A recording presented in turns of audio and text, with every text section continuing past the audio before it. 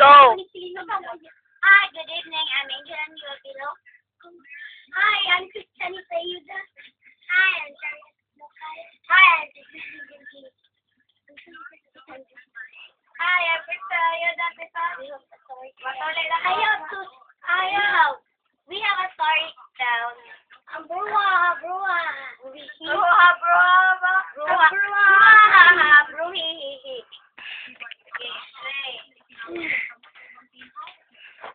Maniwala ka man o hindi, may kapitbahay ako na bruha. Ang pangalan niya ay Mrs. Magalit. Patay ang buhok niya. Malaalambre at ito. Malalaki ang butas ng kanyang ilong. Matalas siya tumingin. Pero maganda ang kanyang ngipin. Puting-puti at tumitingnan kung siya ay tumatawa. Bruha.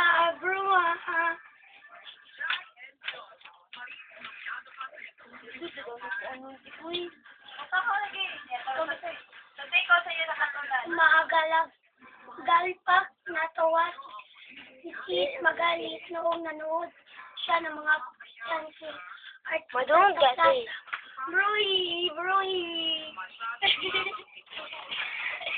Charis!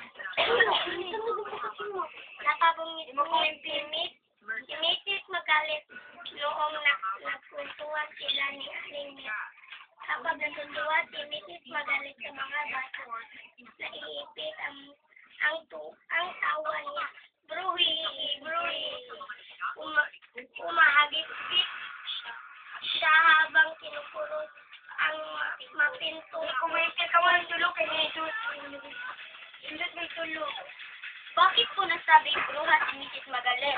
Hindi dahil mukha siyang bruha at ibang klase siyang pumawa. Kung hindi dahil hindi siya pumapasok sa bahay namin kapag may wali sa pinto. Sabi ni Lola, sumalangit nawa ang kaluluwa niya. Ang mga bruha ay takot sa bahay na madilim. Pananggal laban sa kanila ay walit lambo sa may pinto.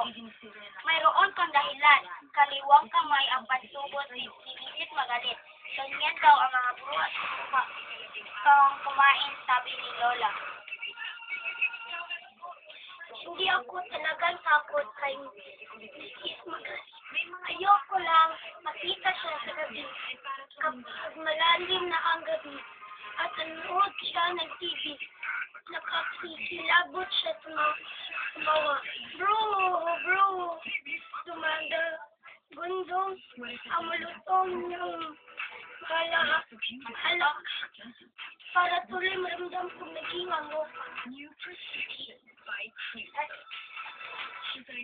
Noong minsan natapa si Mrs. Magalit, lumipad ang mapaputi at makikinang niyang ngipin.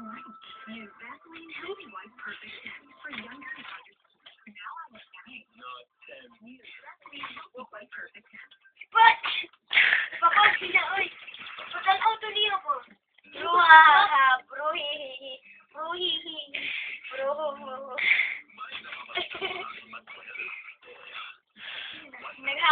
Naghagalpakan, hagigikan, at halakhakan ang mga salbahing taong nakakita sa kanya. Parang nagmumukhang bruha sila sa aking paningin. Bro! Ay, Mrs. Magalit. Habang kinukulog ang tagong ng ito. Nawa ko at nilagyan ko siya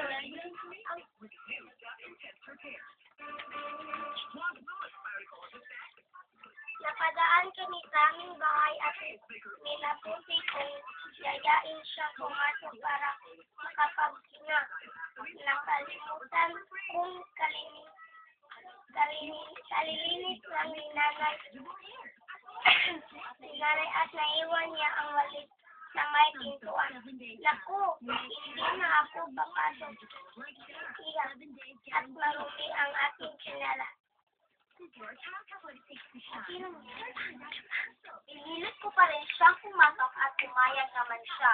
Laking gulat ko nang hindi siya natakot sa walis. Ginamit niya ang kaliwang kamay sa pagsubo ng biskwit. Alam mo, Iha, niralayuma itong kanong kamay ko kaya ito magamit. Sa pinakalasan? Pakita niya. Napaiya akong malig-mali. Ang aking kalang buwan, hindi ko alis magaling. Hindi kaya susunod. Manunod sa akin ang puna na. Matanda na siya. Puti na ang mukhang tatay. Ang buhok. Laki ang bitas ng ilang niya. Dahil hirap siyang humingin. Matala siyang humingin. Dahil sa malabo ang kaniyang mga mata. Ay, naku, iha. Mahirap tumanda mag-isa. Wala na ako kasawa. Wala ka na. At wala ang ako tulad mo. Kuya ko niya, Ang lungkot-lungkot, hindi ko magalit. Kaya binuksan ko ang TV para sa maaliw. Sabay kaming manood ng komedya. Ruwa ang agalpak niya. Ruhihihi ang bumitis ko. Ruhihihi ang ngigit niya. Ruho ang halakiyan ko. Ruho ang palahaw. Naming dalawa ng magkadaiyak na kami sa kasatawa. Simula noon, hindi na bruha ang tawag ko kay Mrs. Magal, kundi Lola. Tawag niya sa ilahan ko, anak. Madali.